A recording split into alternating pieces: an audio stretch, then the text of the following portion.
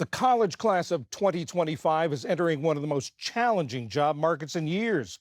The first 3 months of the year, the unemployment rate for recent college grads jumped to 5.8%. That's the highest it's been since 2021 and well above the overall unemployment rate. One of the challenges they're facing is artificial intelligence, which is increasingly doing tasks that used to be assigned to entry level workers. Anish Raman is Chief Economic Opportunity Officer at LinkedIn. He wrote a New York Times op-ed headlined, "I see the bottom rung of the career ladder breaking." Anish, what do you mean by that? The bottom rung of the career ladder breaking?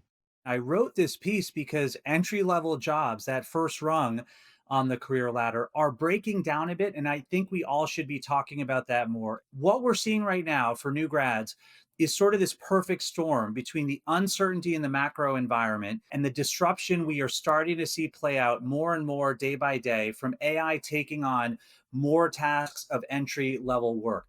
Those are tasks like reviewing documents if you're at a law firm, debugging code if you're at a tech company, handling basic customer service across so many sectors. Those tasks are going to AI. And so, together, that with the macro uncertainty is creating, as you said, one of the most challenging job markets for young people in decades. Are there consequences of someone who has a hard time trying to find that first job in their chosen field? Huge consequences. I mean, all of us who aren't in our first job now can go back to our first job and think about the lessons you learned, the mentorship you gained, just being able to understand how work worked at the place you were at and how you could think about what that next job was. We also know, in terms of economic mobility, that the effects of a stalled out career at the start can last for decades, lower lifetime earnings, but also companies, as long as they're going to need humans leading these companies in the future, they're going to risk losing that pipeline if they don't reimagine entry level work, increase the value of the tasks that entry levels or workers are doing, and help them on a new journey, a new career path. Reimagining entry level work. Talk about that. How can entry level work be fixed? Yeah, we talked about a couple of examples in the piece. KPMG is now giving new grads higher level tax work that used to go to people that had, I think, 2 or 3 years worth of experience because AI is handling a lot of the grunt work. McFarland's, this law firm in the UK, they're training early career lawyers on complex contract interpretation, not just basic document review. If you think about it, a lot of entry level jobs are basic jobs with basic tasks. All we need to do on the employer side is up level the tasks that we give entry level workers and be more deliberately appreciative of the know how they bring.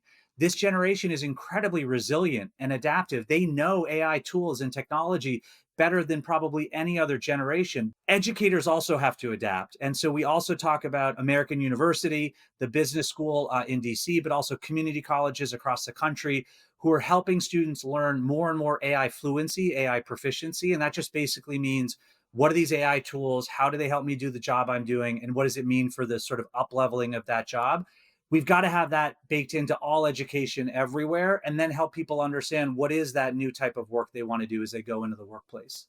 What's your advice to members of the class of 25 who are looking for their first jobs now?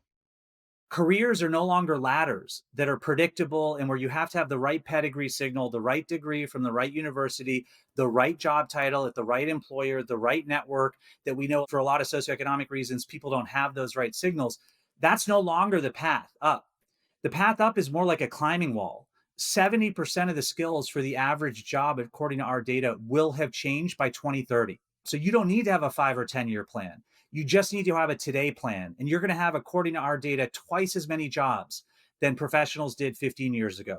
So there's only one thing: be a learn it all. Become really fluent in AI and the tools, and become really fluent in yourself, your story of self professionally.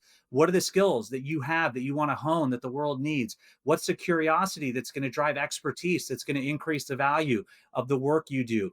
Just be curious and you're going to be okay. And so, someone who can't get a job in their chosen field shouldn't worry. They shouldn't think, well, I'm not going to get what I want.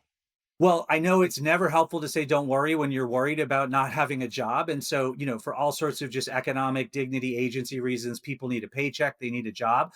So you got to find that job. And all of that is starting to change. People can use AI tools to help find the job that's a better fit, to help explain their fit better. We know that recruiters are increasingly filtering for things like skills, not just those pedigree signals. So just figure out how each day you're learning more, you're growing more, and you're going to learn and grow in part by trying to get a job that you don't get and figuring out why, trying to go for a job you wouldn't have gone for otherwise in terms of a career or a sector that you wouldn't have thought is one that you want to be in. You're going to learn a lot through your failures. And so you just get accustomed to that as you go through this. Anish Raman from LinkedIn, thank you very much. Thanks for having me.